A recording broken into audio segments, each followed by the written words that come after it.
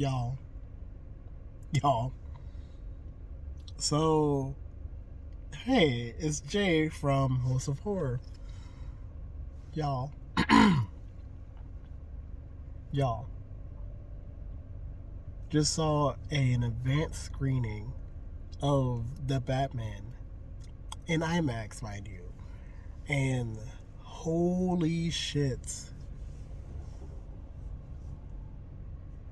I'm.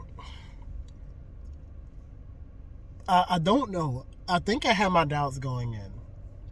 I definitely did have my thoughts going in. But, y'all, this movie is good. But I don't mean just good and just good. Like, this film is art. This film is an art house piece. And I cannot love it anymore. So, we with some friends to go see it. And from honestly just the first credit, just the first scene, just nothing but art. Just the way that the story unfolded, the way that I was blown away by Robert Pattinson's like ability to be Batman. You can tell that not only that he's a phenomenal fucking actor, is that he took all of the nuances that preceded other Batman and just also took his just grittiness and just made this into something that just I can't really explain it other than art. There are so many good things about it. It was a classic. It just felt like a classic film to me. Very timeless. Very. This film is going to give so much, and I feel like everyone's going to like it. Like, I can't really say anything else.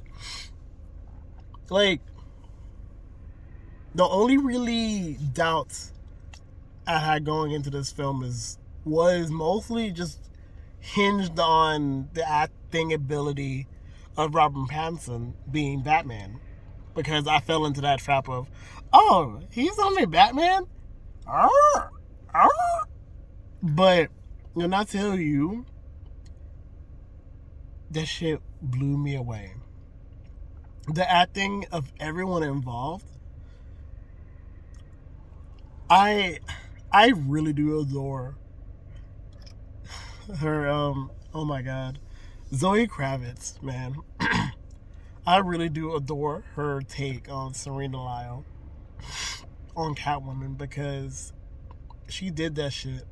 And there are just so many different kinds of nuances that she had that she brought to the table. So,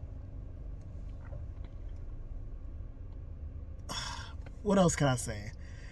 Just the world of Gotham was phenomenal. The world of Gotham, it felt in a way a good mix of modern, but also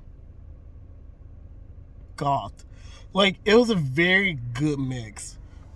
One thing I think I can compare it to, probably, I'm not going to compare it to anything like Blade Runner, because it's not anything near like that. But I kind of think the way that maybe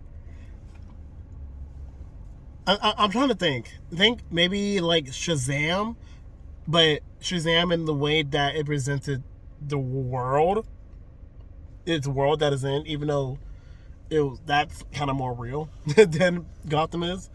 It just felt very immersive, and it's just a lot of different things. It kind of get like, they made Gotham out to be just like a very like gritty city, very dark city, but also very rustic.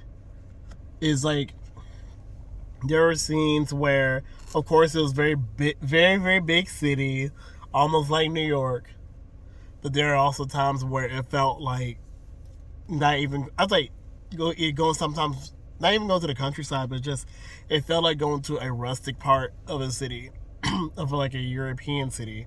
So it was a very good mix. Honestly, if you want to be real, it kind of reminds me of Scandinavia. The way that everything was presented. I know I'm playing with my hair. Just the way that that was presented felt very good. But just all in all, there's were a few things that I feel like could have been done better. I do feel like the first two acts were very awesome, just very well put together, very much so art. That's my keyword for today, art. But the third act slightly, I'm not gonna say it's a letdown, but it could have been a little bit more handled. It wasn't rushed, but it felt like it could have been handled a little bit better. It doesn't take you out at all, but it's just it could have been tightened just a wee bit, and it would have been just perfect 5 out of 5. But I do still feel like this movie is a 5 out of 5, and I